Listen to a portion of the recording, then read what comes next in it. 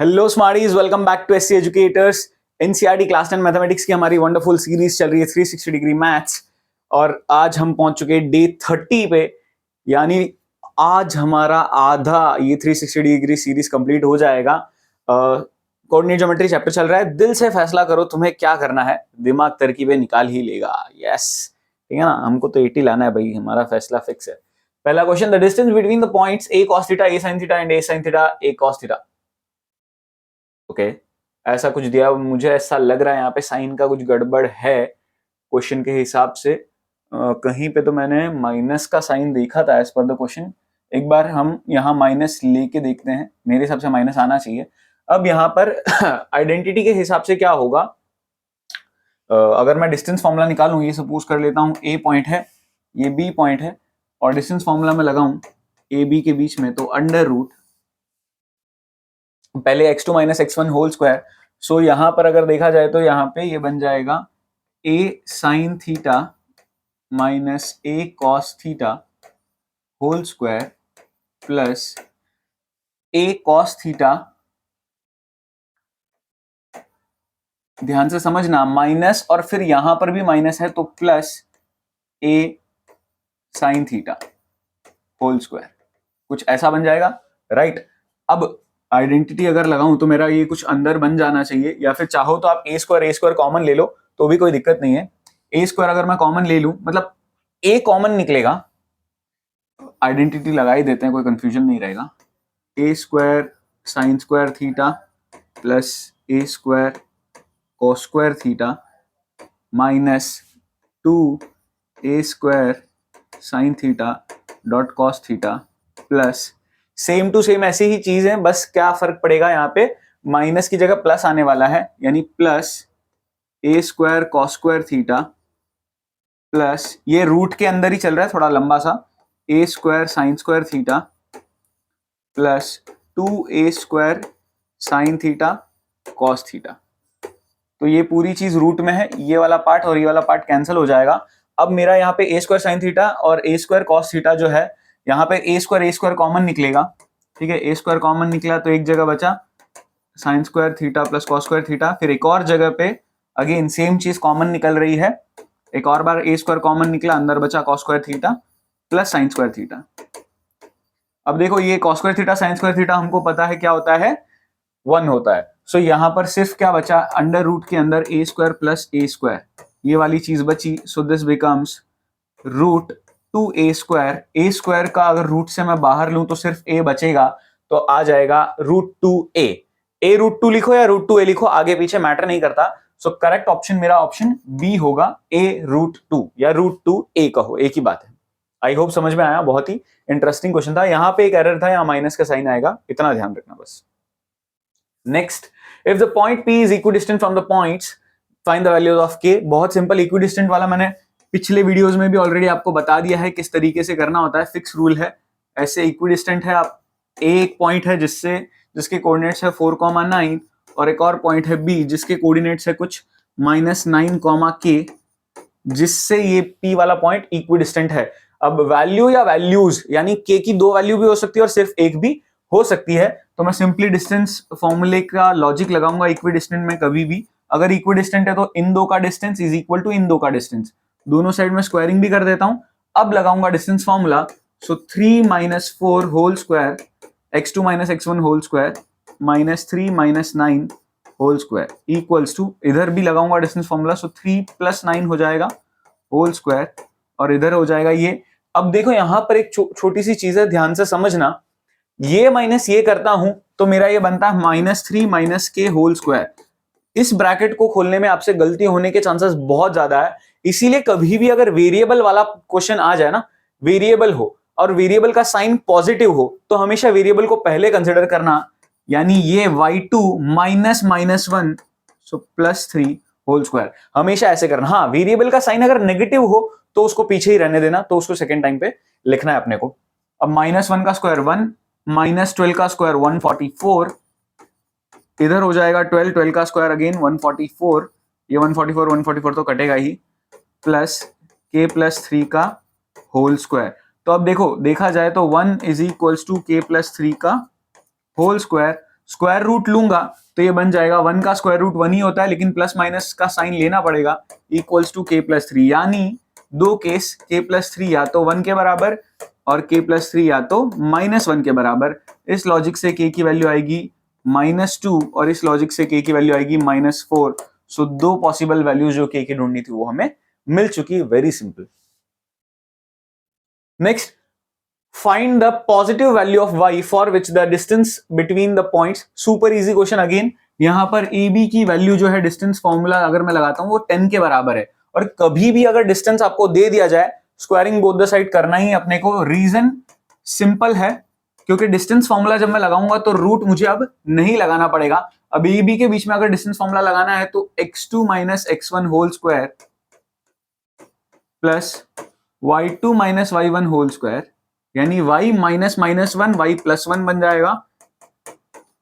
अब ये 11 - 3 कितना होता है 8, 8 का स्क्वायर 64, सो 64 प्लस y+1 होल स्क्वायर। यहाँ पे बहुत इंपॉर्टेंट चीज बताने वाला हूं, एक छोटी सी टिप टाइम बचाने के लिए। यहाँ पर हम a+b होल स्क्वायर के आइडेंटिटी से ब्रैकेट नहीं खोल रहे, इस स्टेप तक पहुंचने तक आप ब्रैकेट मत खोलना। अगर यहाँ पे एक परफेक्ट स्क्वायर ना हो तो आपको ये ब्रैकेट खोलना पड़ेगा। परफेक्ट स्क्वायर है तो आपका काम सीधा आसान हो जाएगा। सीधा मैं क्या करूंगा, स्क्वायर रूट ले लूंगा, क्वाड्रेटिक इक्वेशन बनाने की जरूरत नहीं है, ±6 मिलेगा मुझे, ठीक है ना, क्योंकि 36 का रूट 6 होता है। तो अब या तो y+1 6 के बराबर या तो y+1 -6 के बराबर। 1 उधर जाके सब्ट्रैक्ट हुआ तो y मिल गया 5, 1 उधर जाके सब्ट्रैक्ट हुआ तो -7। तो सिंपल y की दो वैल्यूज आती है, एक 5 और एक -7। Next, if 5 -5 3 5 3 are two vertices of equilateral triangle, then find the coordinates of the third vertex given that the origin lies inside the triangle। बहुत इंपॉर्टेंट क्वेश्चन है, थोड़ा सा ट्रिकी है, तो लॉजिक फंडा ध्यान से सुनना समझना। पहले तो अगर मैं देखो इस तरीके से अगर मेरा ग्राफ हो तो 5,3 यहीं पे कहीं पे होगा, 5 और 3 यहां कहीं होगा, राइट, और -5 3 मतलब यहां कहीं होगा। अब देखो जो तीसरा पॉइंट है इक्विलेटरल ट्राइंगल का, वो या तो ऊपर हो सकता है और ज्वाइन करके मैं इक्विलेटरल ट्राइंगल बना सकता हूं, या तो वो नीचे कहीं पे हो सकता है। तो लॉजिकली फंडा समझना, क्वेश्चन में एक ये टिप बहुत इंपॉर्टेंट दी है कि third vertex, sorry, given that origin lies inside the triangle, और ट्राइंगल के इनसाइड होने के लिए इन्हें यहां कहीं पे हमें ज्वाइन करना पड़ेगा और इस तरह का कुछ फिगर बनेगा।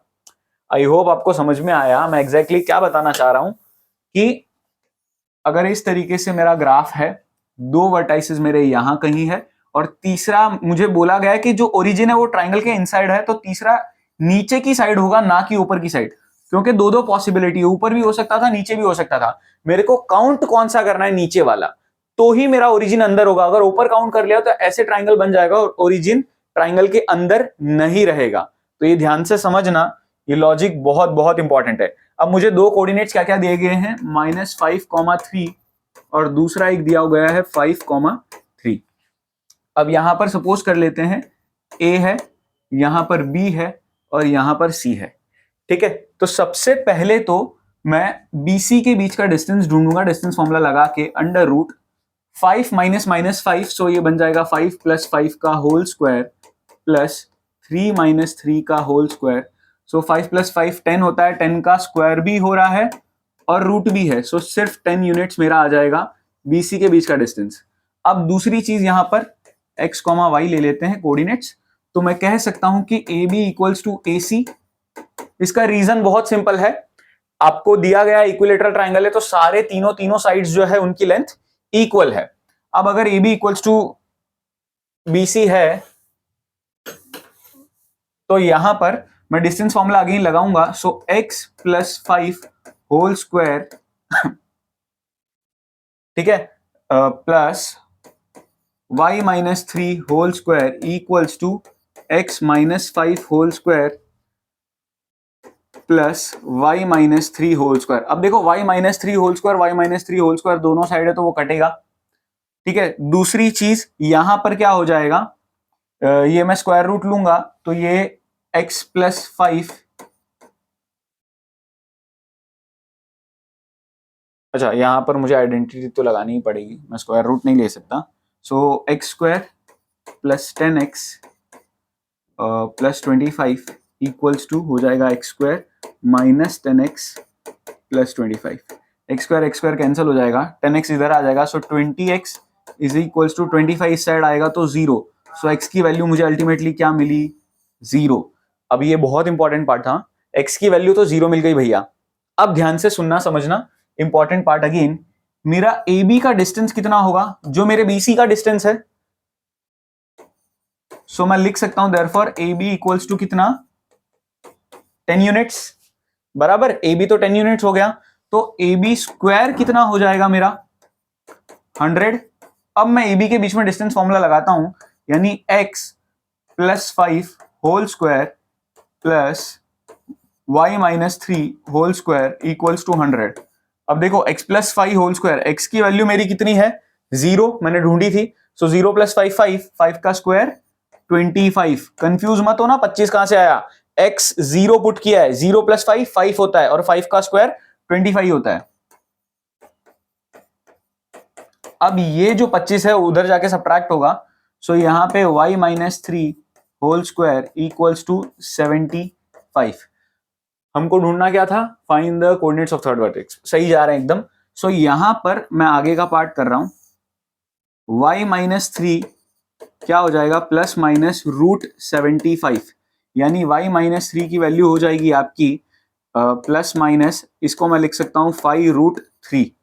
ठीक है, 5√3 लिख दिया। अब y minus 3 equals to, again इसको √3 की वैल्यू मुझे जो है ना वो 1.7 दी गई है, तो 1.7 इंटू मुझे 5 करना पड़ेगा, और 1.7 इंटू 5 अगर मैं करता हूं तो आता है कुछ 8.5, यानी कि y माइनस 3 या तो 8.5 के बराबर है और y माइनस 3 या तो फिर माइनस 8.5 के बराबर है।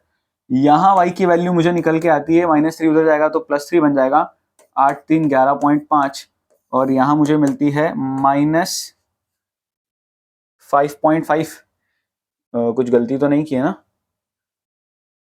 8 8 16 1.7 17, या एकदम सही जा रहे हैं हम। माइनस 8.5 प्लस 3 हो जाता है माइनस 5.5। अब ध्यान से देखते हैं, एज पर द क्वेश्चन मेरा ये वैल्यू पॉसिबल नहीं है। क्यों? क्योंकि y पॉजिटिव मतलब ऊपर की साइड तो है नहीं, मुझे क्लियरली पता चल रहा है y कहां पे? नीचे है। सो देयरफॉर जो कोऑर्डिनेट्स है वो मेरे क्या हो जाएंगे? 0, माइनस 5.5 एग्जैक्टली। बहुत इंटरेस्टिंग और बहुत इंपॉर्टेंट क्वेश्चन है ये, ध्यान से समझना, वापस करना इसको। If 1, p/3 is the mid point of the line segment joining the points 2, 0 and, तो सीधी सी बात है इन दोनों का मिड पॉइंट फ्रॉम क्वेश्चन, ठीक है ना, क्वेश्चन से मैं क्लियरली कह सकता हूं यहां पे जो y कोऑर्डिनेट्स का मिड पॉइंट है 0 plus 2/9 upon 2 is equals to p/3। ठीक है ना, जो y कोऑर्डिनेट्स है उनका मिड पॉइंट, देखो 2 प्लस 0 अपॉन 2 का तो 1 हमारे पास x कोऑर्डिनेट तो है ही, तो यहां पर क्या हो जाएगा? ये बन जाएगा 2/9 अपॉन 2 इक्वल्स टू p/3। ये 9 नीचे आ जाएगा, so 2 divide by 18 equals to p/3। 2 1 जा 2, 9 जा 3 इधर चला जाएगा, so 3/9 equals to p। So therefore finally p की वैल्यू कितनी मिलती है? 1/3। देखो अब p तो मिल गया, आगे का क्वेश्चन समझो। Then show that this passes through the point this. तो अगर शो करना होता है कि ये पॉइंट, ये लाइन जो है वो इस पॉइंट से ही पास होती है, तो बहुत सिंपल सा तरीका होता है, ये पॉइंट के कोऑर्डिनेट जो है वो x और y की जगह पुट करके सॉल्व कर दो, 0 के बराबर आने चाहिए। राइट साइड जो भी, अगर नंबर होता तो उस नंबर के बराबर आने चाहिए, लेकिन इसके कोऑर्डिनेट्स मेरे पास एग्जैक्टली y वाला है नहीं। अब ये y वाला कोऑर्डिनेट मुझे p की वैल्यू ढूंढने पर मिल जाता है, इसीलिए मैंने यहां पे ये p की वैल्यू ढूंढी, इसको मैं सब्स्टिट्यूट कर दूंगा इस पॉइंट में। Now -1, 3p is equals to -1, 3p की जगह आ जाएगा आपका 1/3। ठीक है ना, p की जगह 1/3 आ गया, 3 3 कैंसिल हो गया, सो ये मेरे को मिलता है -1, 1। ये हो गया मेरे coordinate. So if 5x plus 3y plus 2 passes through -1, 1, मुझे शो करना है तो दिखाना ही पड़ेगा 5 -1 प्लस 3 1। ठीक है ना, ये अब मैं सॉल्व कर दूंगा, सो ये मुझे +2 ये मुझे कितना मिलेगा, -5 + 3 + 2 -5 + 5 यानी कि 0 equals to 0. So therefore LHS equals to RHS, hence proved. Show करना भी अपने आप में एक तरीके से प्रूव का ही क्वेश्चन हुआ, है ना. मेरे को क्या किया, मैंने सबसे पहले पी की वैल्यू ढूंढी, उससे जो मेरे पॉइंट्स थे जिसको चेक करना है कि वो लाइन इससे पास होती है नहीं, उसके कोऑर्डिनेट ढूंढे, और ये कोऑर्डिनेट्स में गिवन इक्वेशन जो थी उसमें पुट करके सॉल्व करके दिखा दिया कि भाई देखो यस पास होती है. कहीं ना कहीं अगर आपको थोड़ा सा 9th स्टैंडर्ड का मैथ्स याद है तो इस चीज को सोल्यूशन बोला जाता था एक लाइन का. तो अगर मैंने प्रूव कर दिया इसका सोल्यूशन है तो ऑब्वियसली लाइन इससे पास होगी ही. नेक्स्ट क्वेश्चन, ये कुछ इंग्लिश दिया हुआ है, स्मोकिंग नो स्मोकिंग कैंपेन से, सॉरी स्मोकिंग नहीं, नो स्मोकिंग कैंपेन से, कि अब सीधा मुद्दे की बात पे आते हैं. What are the coordinates of P and R. तो सीधा सीधा मैं पी और आर के कोऑर्डिनेट्स लिखूंगा. पी मुझे कहीं ना कहीं एग्जैक्टली बीच में दिख रहा है. अब यहाँ पे थोड़ा सा मैं अप्रोक्सीमेशन लेके चलना पड़ेगा क्योंकि फिगर इस तरह का है. तो पी के, क्योंकि तुमको थोड़ा क्लियर फिगर मिलेगा डेफिनेटली. यहाँ पर हो सकता है ये पिक्सल फट गए हैं जूम्ड इमेज की वजह से. सो पी के कोऑर्डिनेट्स मैं मान के चल रहा हूँ यहाँ पे एग्जैक्ट बीच में, तो 5.5 कॉमा यहाँ पर भी ये मेरे को कहीं ना कहीं 8 और 9 के बीच में दिख रहा है. सो 8.5 मान के चल रहे हैं. और दूसरा पी के अलावा मुझे आर के कोऑर्डिनेट्स भी ढूंढने हैं. सो आर तो मेरा सीधा सीधा 9 पे है और ऐसे देखा जाए तो 3 पे है. That's it. Find the coordinates of the midpoint of Q and R. ठीक है ना, Q और R का mid point. So MP of QR equals to x1 plus x2 upon 2. So x1 2, x2 9. So 2 plus 9 upon 2, comma y1 3 और y2 भी 3 upon 2. So यहाँ पर मुझे मिल जाएगा 11/2, comma 3/2. सॉरी 3. ये मेरे एक तरीके से यहां पर मिड पॉइंट के कोऑर्डिनेट्स होंगे. हाँ वैसे भी ये 5.5 है एग्जैक्ट बीच में, तो एकदम परफेक्ट है. ये मुझे करना था. नेक्स्ट सेम वही क्वेश्चन है. अब ढूंढना है find the distance between P R. P R के बीच में डिस्टेंस ढूंढना है. तो पी के कोऑर्डिनेट्स ओके 9 पे था ये. मेरे हिसाब से पी पे मुझे 9 लेना पड़ेगा. मैंने शायद 8.5 लिया था. हाँ 8.5 की जगह हम यहाँ पर 9 ले लेंगे.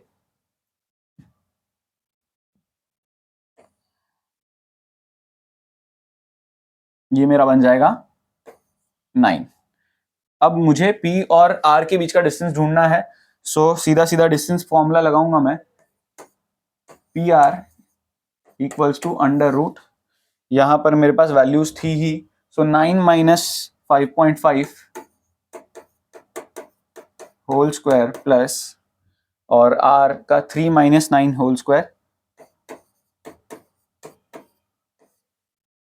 ये मैं डेसिमल वैल्यूज वैसे लेके चल रहा हूं, आपको ध्यान रखना, थोड़ा सा क्लैरिटी मिलेगी अलग से.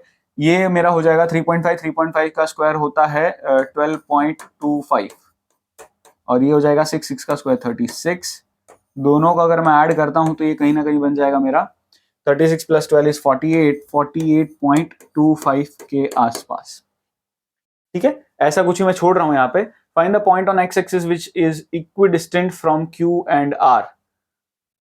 Point on X axis which is equidistant from, देखो अभी तो आप सीधा सीधा इक्विडिस्टेंट का लॉजिक लगा लेना, वरना मैं तो सीधा सीधा मुझे दिख ही रहा है. वो क्या होगा, वो होगा मेरा 5.5, 0 जो कि इक्विडिस्टेंट होगा.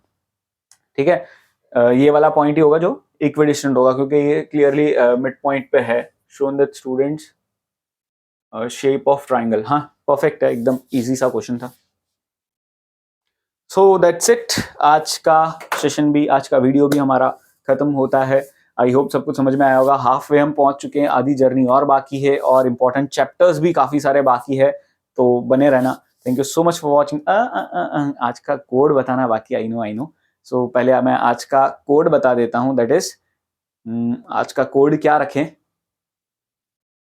0509. 0509. Thank you so much for watching. मिलते हैं नेक्स्ट वीडियो में.